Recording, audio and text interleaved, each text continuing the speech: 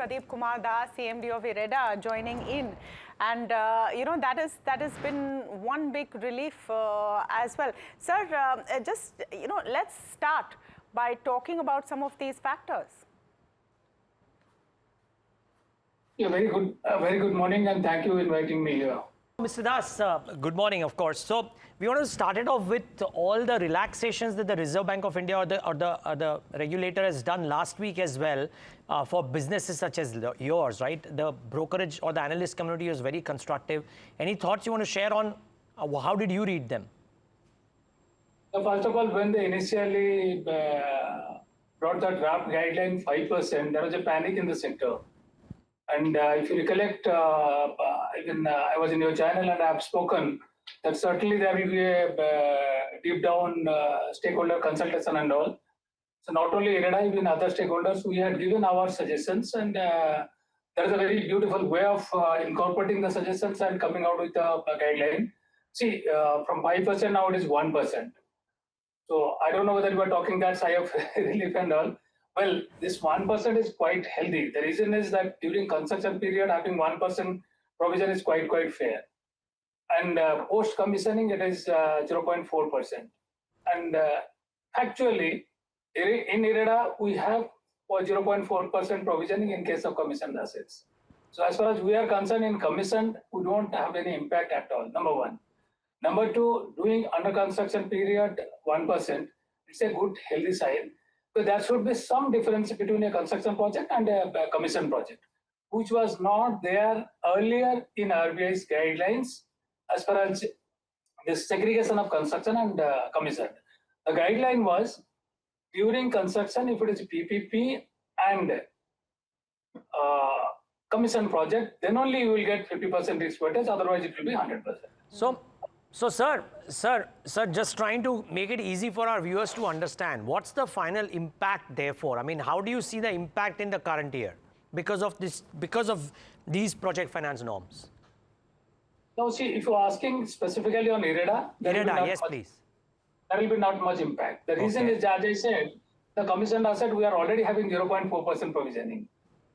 And in the greenfield assets, unlike other project financing where the gestation period is pretty long, in our case, 6 months to 1.5 years in case of solar and wind, and in case of hydro, it takes 2 to 3 years. And if you have, which we are doing now 0.4%, and if you do 1% during construction period, many of the assets which will be starting this period and then ending in the next quarter and next period, and many of the assets can start and get completed during the same year. So annual basis, some of the assets will not have impact. Some assets will be having impact, for which we need to have additional provisioning. But just to understand that when this 5% guideline came out, some organizations had started provisioning for it. Did you have any provisioning at all? Not at all. Okay. Because we're quite confident that what is true and fair, what is correct, that is to be done. Oh, wow. Not rumors and hearsay, we are not going to do our accounting or risk management. So in renewable project, risk mitigation period is pretty small, and if you handle that well, post commissioning, your assets are generally de-risked. So there is no question of having that kind of 5% provisioning and all. So just one last point. We've talked about how this is a sigh of relief. You're saying that no major impact because anyway you're not provisioned for 5%. What is the kind of appetite you're seeing for project financing? Let's understand that side of it.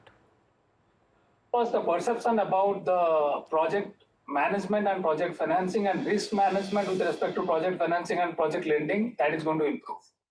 There will be a disciplined approach that during construction, you have to have X percentage, post commissioning, you will have Y percentage. That is very clearly spelled out, which was not there earlier. My kind of organization is going to be rather benefited because our quality, asset quality, is further going to improve. Because the rating agencies and others, even the auditors and all, when they used to come and look at our financials, they generally tend to carry the inertia of referring to those other organizations who is having 10% in their book renewable or having 20% renewable in their book. They may be gigantic organization and they may be comparing with us in the pure banks and all, which is having retail books. But whereas our kind of organization, which is having 75% minimum project lending and 100% green financing. So therefore, our asset quality is going to further improvise by this process, and the perception about our project development will be much more clear. And I think our investor is going to be more happy with the asset quality what Ireda is carrying and going to carry in the time to come.